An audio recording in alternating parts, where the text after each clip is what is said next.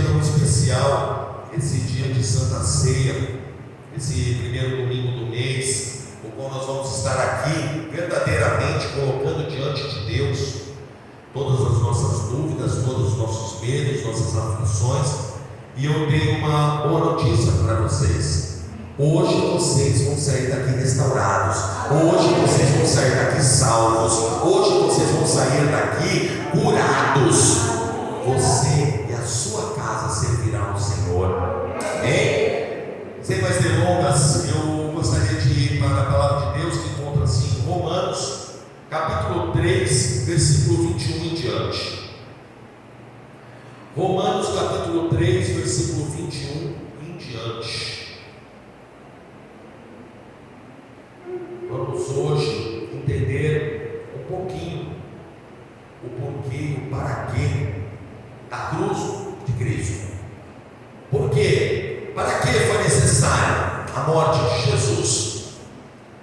Romanos capítulo 3, versículo 21, ele nos conta assim: mas agora se manifestou uma justiça que provém de Deus, independente da lei, a qual testemunharam a lei e os profetas. Justiça de Deus mediante a fé em Cristo Jesus, para todos os que crerem. Não há distinção, pois todos pecaram e destituídos estão da glória de Deus, sendo justificados gratuitamente por sua graça, por meio da redenção que há em Cristo Jesus.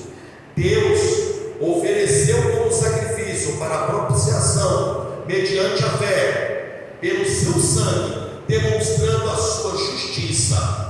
Em sua tolerância havia deixado impune os pecados anteriormente cometidos, mas no presente demonstrou a sua justiça, a fim de ser justo, justificador naquele que tem fé em Jesus.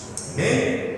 Até aqui. Senhor meu Deus e meu Pai, em nome de Jesus, Senhor, peço, meu Deus, que o Senhor fale, meu Deus, com a sua igreja nesse momento. Pai, em nome de Jesus, eu me desvazio agora de tudo de mim. Espírito Santo de Deus, toma minha boca, fala com esse povo, mas fale comigo, meu Deus, mais uma vez, para que o seu nome seja engrandecido mais e mais. Amém? Uma salva de palmas para Jesus. Pode ser.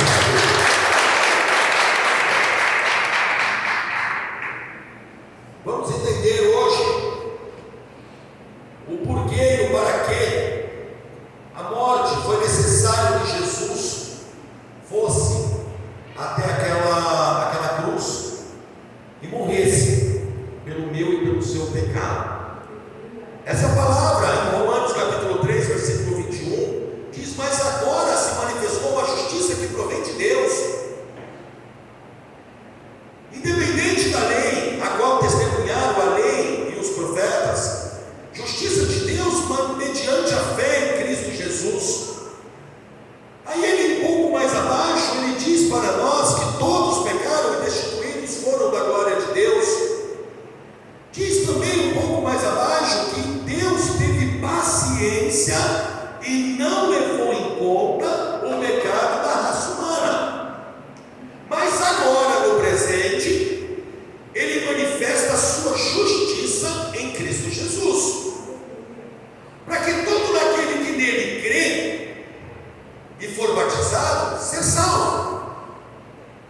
Agora, estamos falando de paciência, estamos falando de tolerância de Deus, estamos falando de justiça de Deus mediante a fé em Cristo. Por que o apóstolo Paulo fala à igreja de Romanos tanto sobre justiça, sobre paciência? Porque Deus teve paciência, porque Deus não levou em conta, porque todos pecaram e afastados estão e destituídos estão da presença gloriosa de Deus. A gente, para poder conseguir entender o que o apóstolo Paulo está querendo nos dizer na carta aos Romanos, a igreja do capítulo 3, eu vou ter que voltar um pouquinho numa história lá atrás, que encontra-se em 2 Samuel, capítulo 12, versículo 1. Ela vai nos contar uma história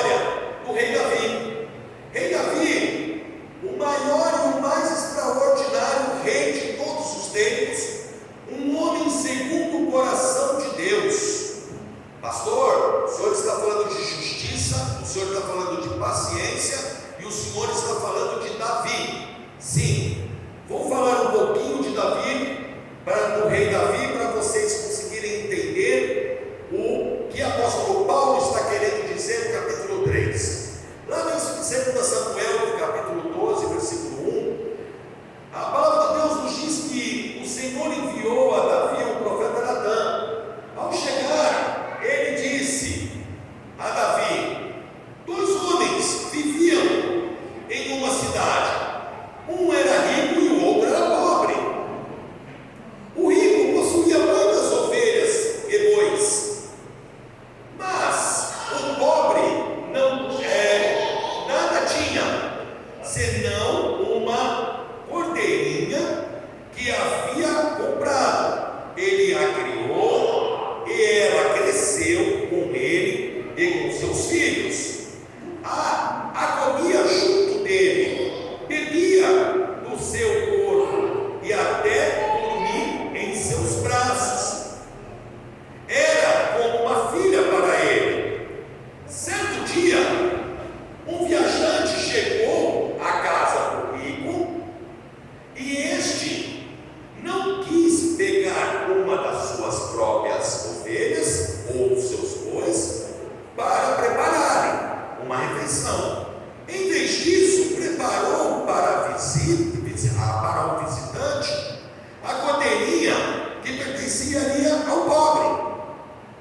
Então Davi encheu-se de ira contra o homem e disse a Natã, profeta: juro pelo nome do Senhor que esse homem que fez isso merece a morte.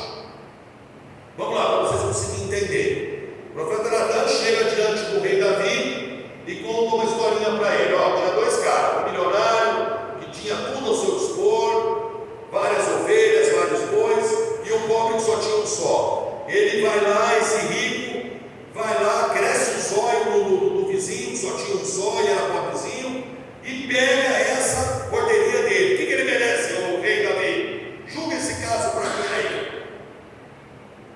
O rei na hora se encheu de ira e disse ao profeta: juro pelo nome do Senhor que esse homem merece a morte. Deverá pagar 4 vezes mais pelo preço da cordeirinha. Portanto, agiu sem misericórdia. Julgamento de Davi sobre esse caso. Aí o profeta entra: esse homem é você. Disse o profeta a Davi e continuou: assim diz o Senhor. Aí vem o peso. Deus de Israel: eu te ungi rei de Israel, eu te livrei das mãos de Saul, eu dei a você a casa e as mulheres do seu senhor, dei a você a nação de Israel e de Judá. E tudo isso não foi suficiente. Resumindo, ele chega diante de Davi e fala: esse cara é você. Você, Deus, deu tudo para você. Ele fez por você algo que não fez por ninguém. Você é um homem segundo o coração de Deus, mas você desprezou a Deus. Você simplesmente ignorou o fato que Deus tudo vê e Deus está presente, Ele é onisciente e onipresente. Você ignorou que a presença de Deus estava do seu lado. E você olha pela sua janela, mesmo tendo várias mulheres, várias concubinas, olha a esposa de Urias, Batseba, chama ela ao teu palácio, cobiça e tem uma noite com ela, desprezando a Deus e não se importando só com ele. E não só isso, você ainda pega e manda matar Urias. Você é adúltero, você é assassino, você desprezou a Deus e ignorou que Deus tudo vê. E aí o problema, igreja, a gente, para fazer coisa errada, a gente tem que ignorar a Deus, a gente tem que desprezar a Deus e dizer assim: Senhor, aliás, você nem o nome dele cita, você faz o ato e simplesmente despreza. acha que ele não está vendo. Mas eu também digo que crente, homem de Deus, não pode fazer coisa errada por dois motivos. Uma que Deus não deixa, não pode, e outra que dá azar. É um absurdo. O homem tem uma noite com a bate-certa, a mulher engravida. Eu falo que crente não pode fazer coisa errada. Deus não gosta que faz, e dá azar, igreja. Não dá certo. Você vê o povo do mundo faz 50 bobagens, nada acontece. O cara assalta, mata o pai de família, cata aquela moto, sai a 150 por hora, bate num carro, rodopeia, cai, sai correndo da polícia e ainda foge. A polícia não pega. Vai a gente brincando com a motoquinha ali, sem carta de habilitação, mas tem vontade de andar na motinha, cai de lado, bate a cabeça. Mas você não tem habilitação, não está habilitado, não anda de moto, não faz bobagem, você está na presença de Deus. Deus está de olho em você. Você clama a Ele todos os dias e diz: Senhor, não saia da minha presença. Senhor, esteja comigo. Senhor, fique comigo todo momento. Senhor, me abençoe por onde eu andar. Eu quero que o Senhor esteja comigo me abençoando. Senhor, honra o seu servo quando eu tiver que derrotar os gigantes. Não é isso que a gente clama, não é isso que a gente pede todo momento? E Deus, sim, Ele está do nosso lado. Mas Davi, um homem segundo o coração de Deus, faz uma bobagem dessa. E aí o profeta Natan chega para ele e diz para ele, fala para ele: olha, assim diz o Senhor, a sua própria família trarei desgraça sobre você, tomarei as suas mulheres diante dos seus próprios olhos e darei a outro, e ele se deitará com ela à plena luz do dia. Você fez isso às escondidas, mas eu o farei diante de todo Israel em plena luz do dia. Versículo 12. Então Davi diz a Natan: pequei contra o Senhor. E Natan respondeu: o Senhor perdoou o seu pecado, não morrerás. Estamos falando de justiça que provém de Deus em Cristo Jesus. Estamos falando de paciência de Deus. E eu vou lá no rei Davi. Muitos aqui podem dizer: mas Deus fez justiça com o rei Davi. Ele matou a criança. A espada jamais se apartou da casa dele. Deu um monte de problema. Mas para que você entenda e que eu entenda que quando nós falamos de justiça, justiça não tem meia justiça. Justiça é justiça ou não é justiça. Sim, sim, não, não, que fugir disso é errado. A justiça para esse caso era a morte. Tanto é que o próprio rei Davi julgou o que o profeta colocou diante dele e ele disse: a morte. Ele sentencia a morte, o próprio rei. No começo, lembra da historinha que ele contou? Ele disse: a morte, porque é lei, cumpra-se a lei, tem que morrer. O cara é adúltero, o cara é assassino, é morte para ele, pena de morte no mínimo para ele. Mas Deus perdoou o seu pecado e disse para ele: não morrerás. E aí eu fico imaginando a cabeça de Urias. Eu quero ir lá no Urias. Urias chega no céu, se ele foi para o céu, provavelmente. Chega diante de Deus, se puder conversar com Deus, e vai ter uma conversa indigesta com Deus, da parte dele. Vai chegar para Deus e vai dizer: Senhor, deixa eu falar com o senhor um negócio aqui.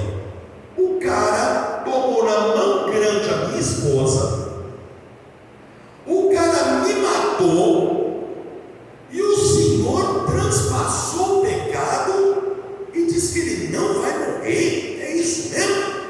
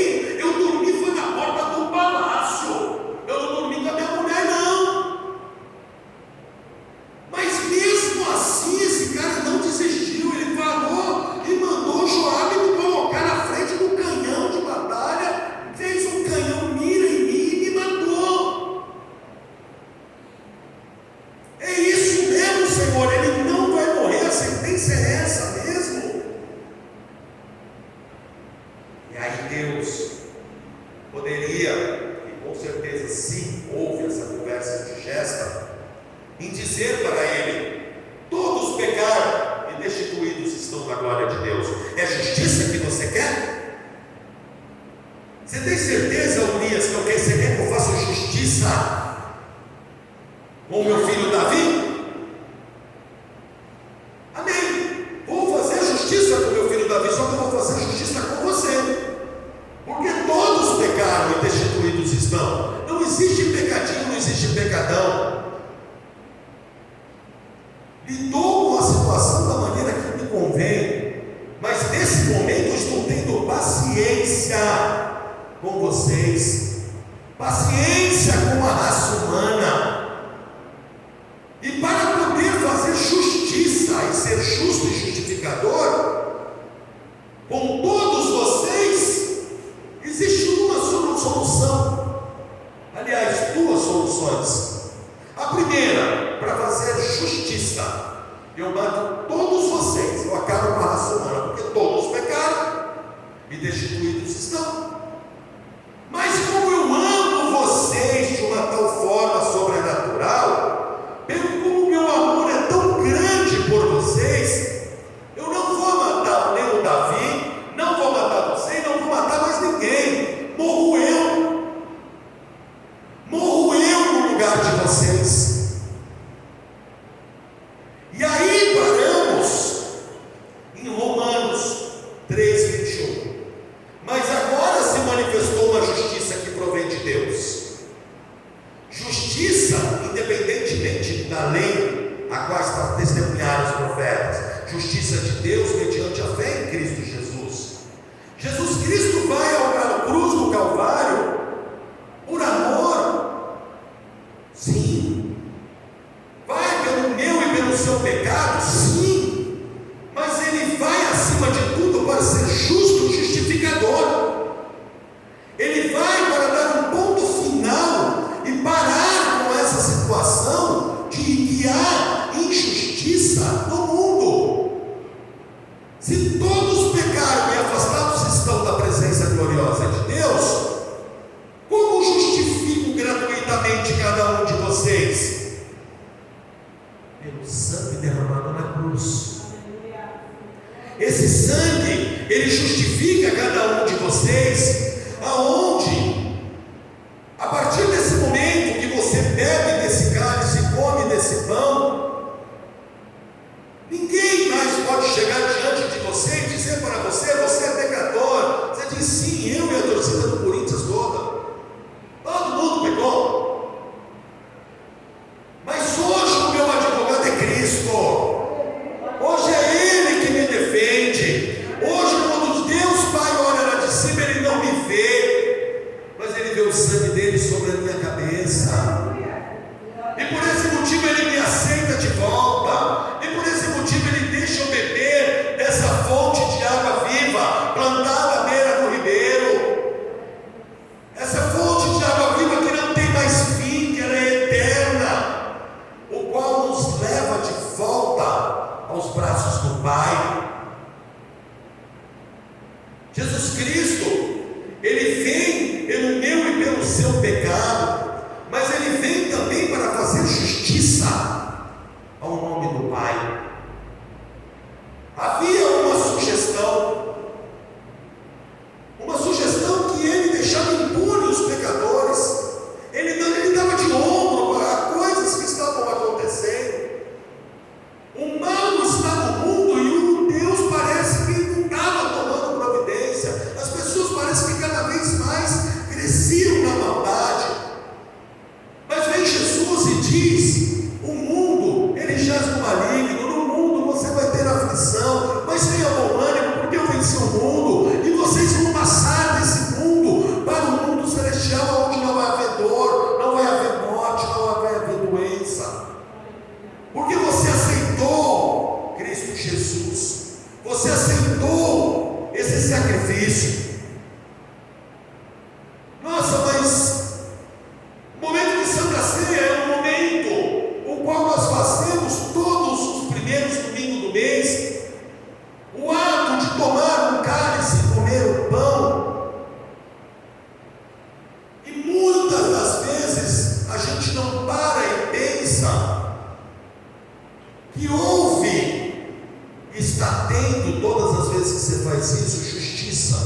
E houve esse sacrifício pelo meu e pelo seu pecado.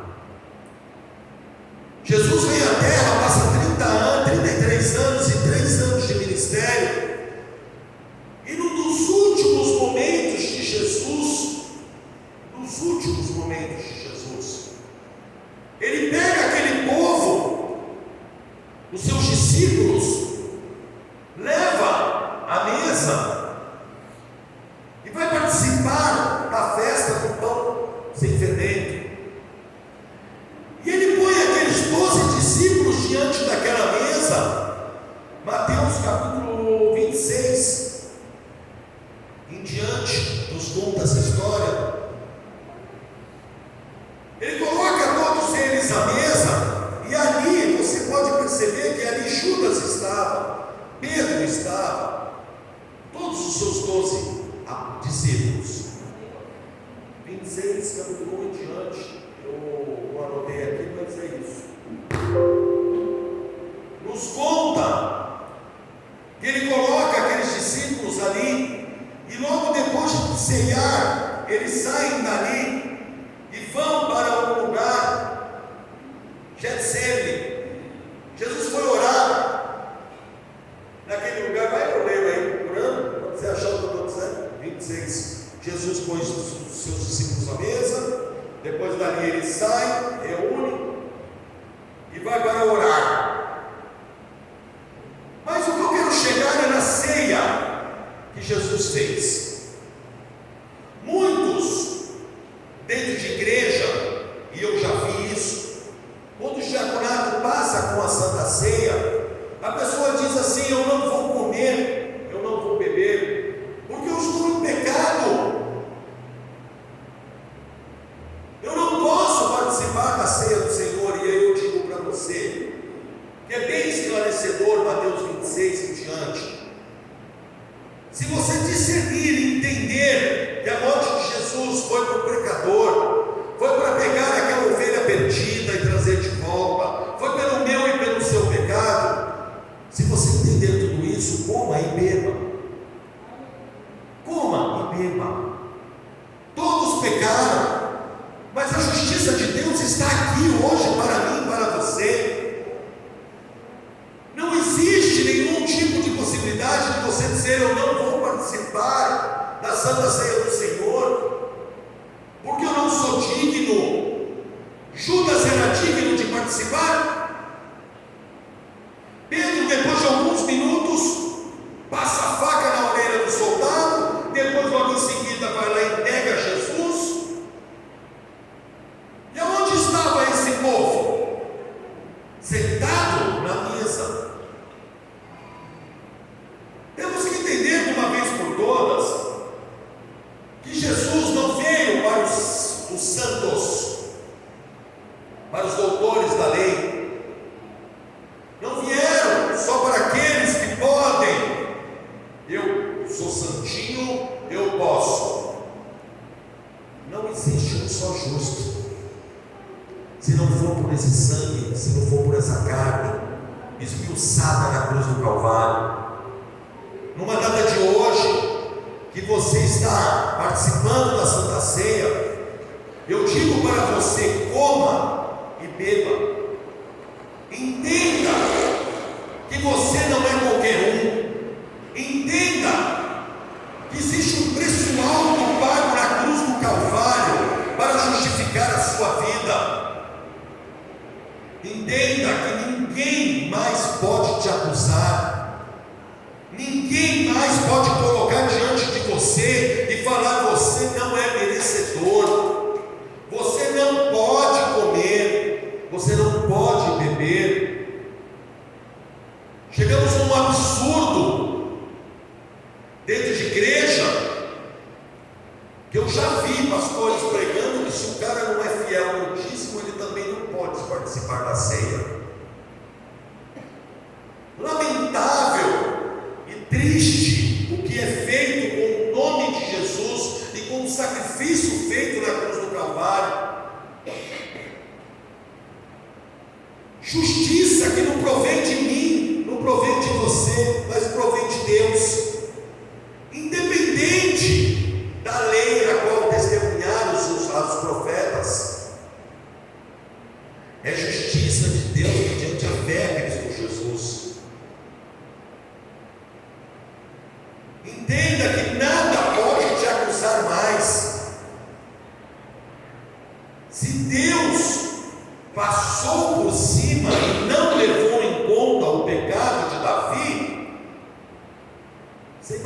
seu que hoje, quando ele olha, ele não te vê, ele vê Jesus Cristo em você. Os seus pecados estão perdoados. Você está justificado pelo sangue do Cordeiro. Ele vai à cruz, e quando ele chega para orar, ele chega ali naquele momento, ele diz: Senhor, se possível, livra-me de mim, afasta-se de mim esse cálice, mas se não, que seja feita a sua vontade, não a minha. Logo em seguida, ele ora, depois de orar 3 vezes, ele volta e diz para aquele povo orar, vigiar e ficar atento, porque está chegada a hora da entrega do Filho do Homem. É levado à cruz do Calvário, mas antes de ser levado à cruz, não ache que esse sacrifício foi simples. Simplesmente chega-se diante da cruz, coloca ele, prega ele e espera a morte. Não é isso. Ele é levado de um canto para o outro, sendo açoitado, sendo esmiuçado, sendo cuspido. Usavam um chicote com os ganchos de aço na ponta, o qual, quando batiam nas costas de Jesus e puxavam, saía pedaço de carne junto, e as costelas ficaram todas expostas. Nossa, pastor, hoje você está dramático. Nossa, pastor, hoje você está... Eu estou querendo que você entenda de uma vez por todas que você não é qualquer um. Ninguém poderia suportar uma dor dessa por você aqui na terra, a não ser Cristo. Mas a minha mulher, eu acho que suportaria, suporta nada. No primeiro tiro que derem para cima, a primeira a correr, se esconde atrás de mim, pega ele. E me ama, está 30 anos comigo, me aguentando, como que não me ama? Mas temos que entender que o amor de Cristo é mesmo, pastor. E mesmo o bicho todo, fala para a senhora.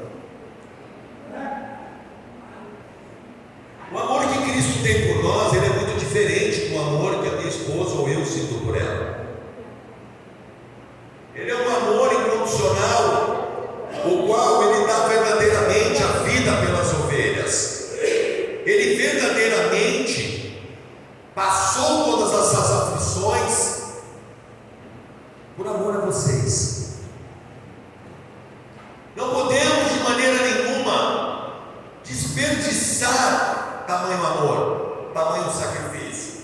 Eu não consigo entender como ainda tem pessoas que conhecem essa palavra, conhecem esse trecho bíblico, sabem o porquê e para quê, e como foi a trajetória para que se chegassem a justiça de Deus até nós, e simplesmente dá de ombros para esse Deus, simplesmente não volta para a casa do Pai. Não estou dizendo para vir para essa igreja, o importante é que não saia da presença de Deus. Se vier para cá, amém, glória a Deus, é bênção. Mas tem pessoas que conhecem, tomaram Santa Ceia, fizeram acontecer e simplesmente deram de ombros. E não quero mais, e dentro da minha família, tá? Eu estou dizendo que houve casos assim, e tem casos assim, dentro da minha família. Não estou falando da família de vocês, não. Quando eu falo para vocês, eu estou falando para mim. E às vezes eu chego para esse parente, para esse ente querido, e digo para ele: cara, você é muito valioso, cara. Você aceitou Jesus, você foi batizado, como que você pode hoje sair da presença de Deus e simplesmente não gostar, porque isso, porque aquilo? Mas a palavra de Deus também nos diz que a fé de muitos um dia vão se esfriar, e viam se esfriar. Mas aí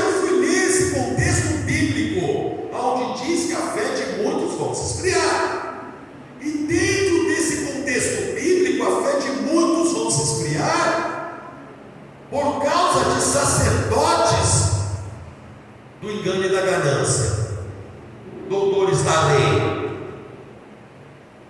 Vão ler, procura. É muito fácil eu, como pastor, julgar vocês e dizer para vocês: a fé de muitos estão se esfriando. Você é frio? Eu sou frio porque a culpa é sua, pastor.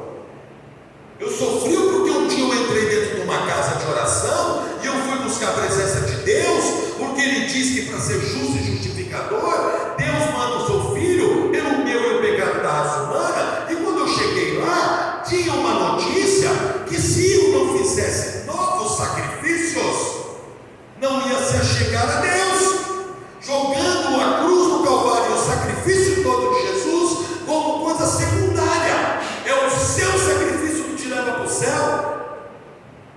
Não é. Não existe nada, absolutamente nada que nós fazemos ou possa fazer que vai fazer que a gente chegue a Deus.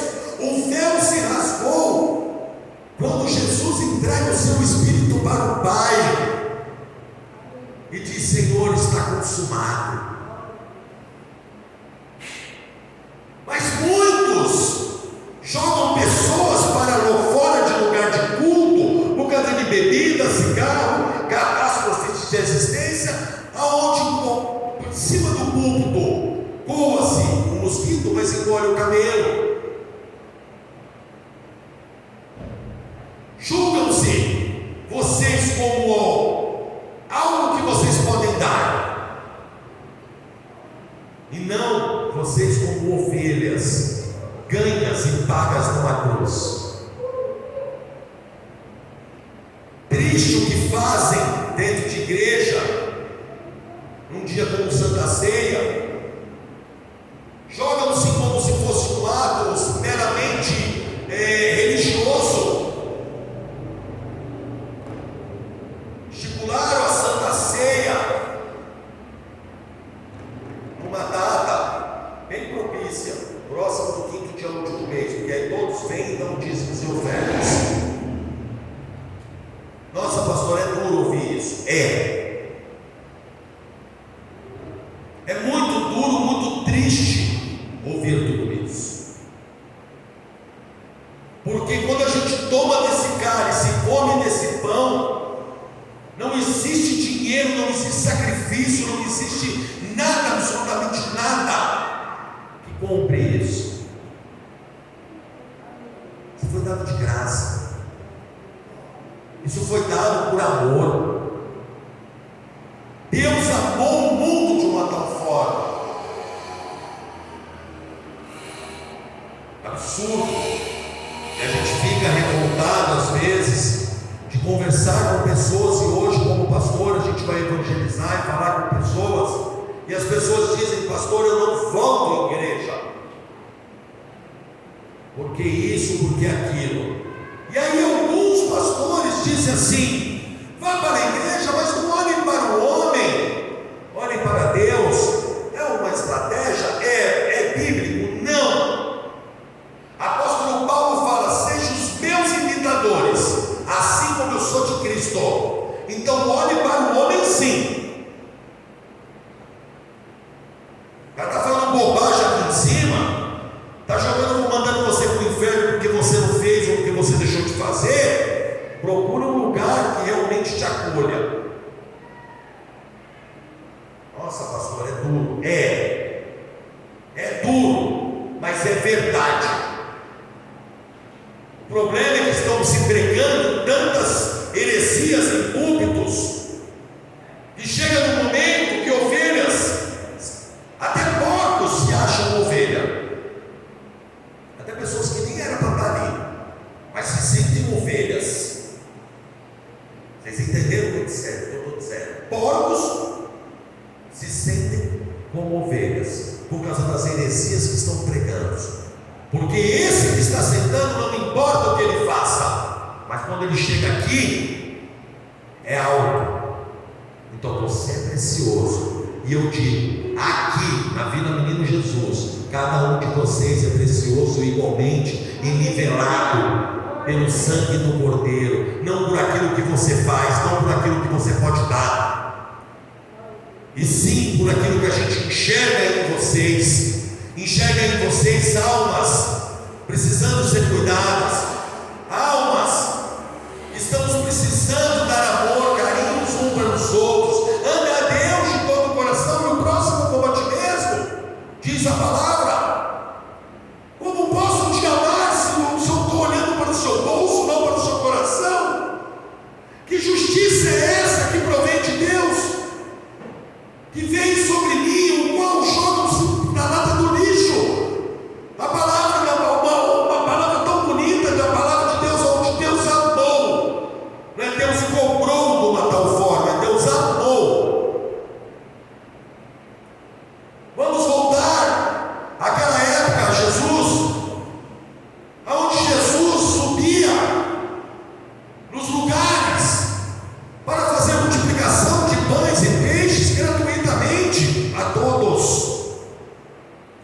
Não há distinção, não existe nenhum tipo de distinção. Eu não sou melhor que vocês e vocês não são melhor que eu, somos iguais.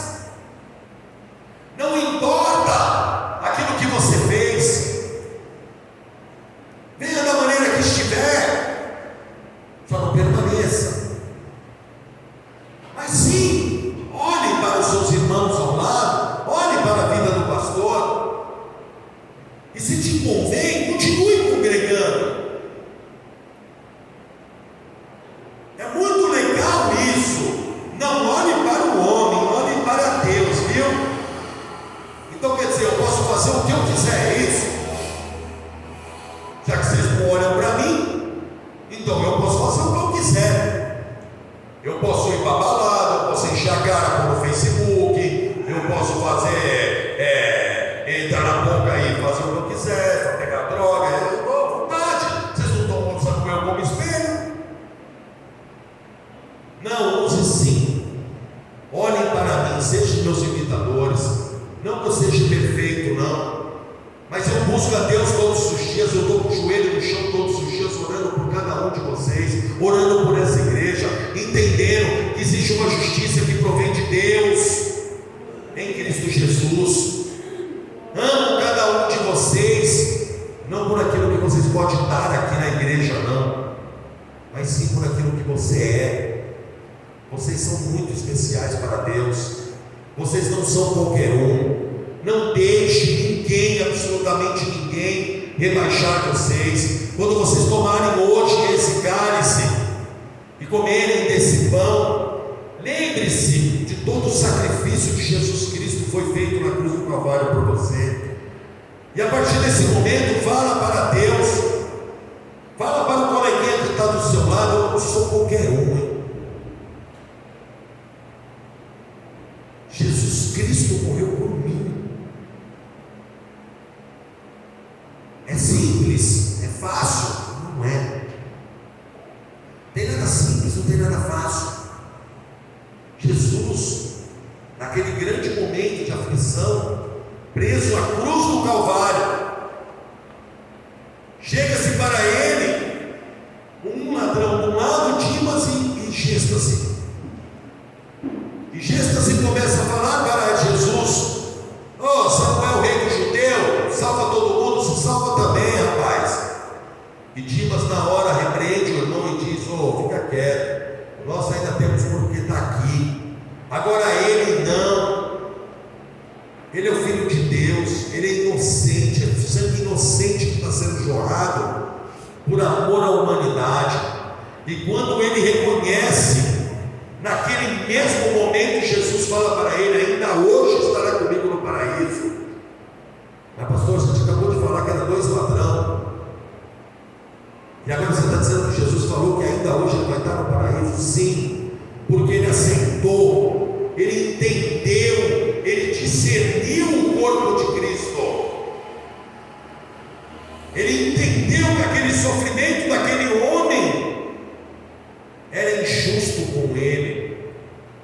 Ele não merecia nada daquilo, mas ele estava fazendo por amor e para fazer justiça para todos nós, para que o véu se rasgasse de alto acima, para que a gente consiga realmente chegar novamente diante do Pai.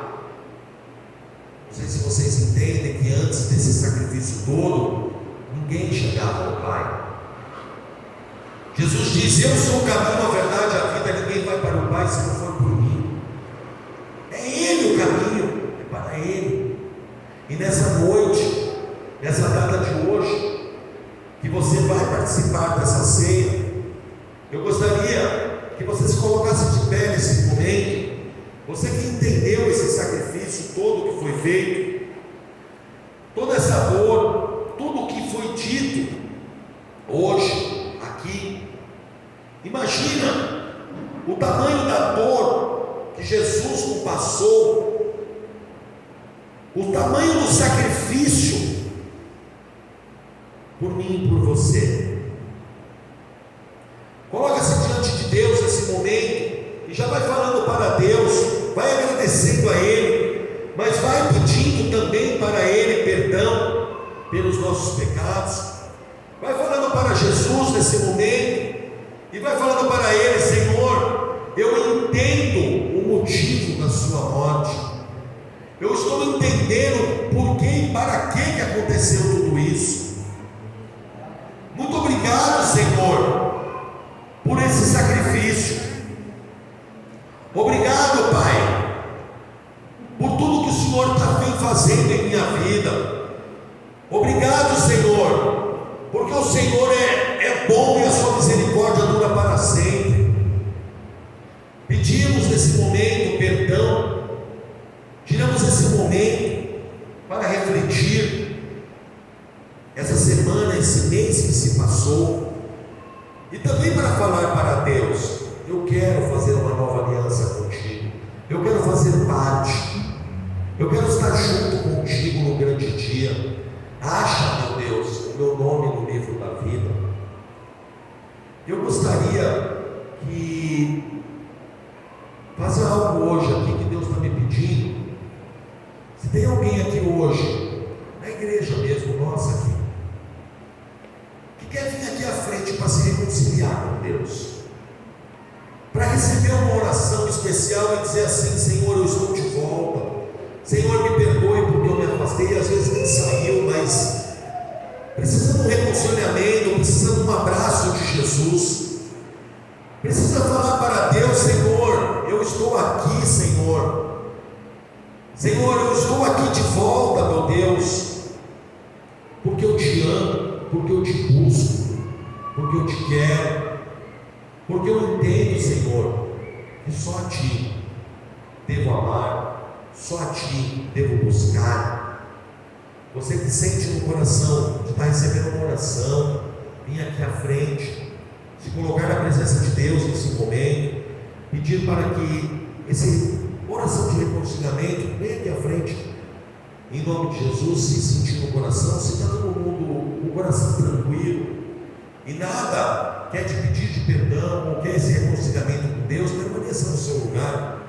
Mas se você sentir no coração: eu quero esse abraço, eu quero essa oração, eu quero sentir novamente aquele primeiro amor, vem à frente em nome de Jesus.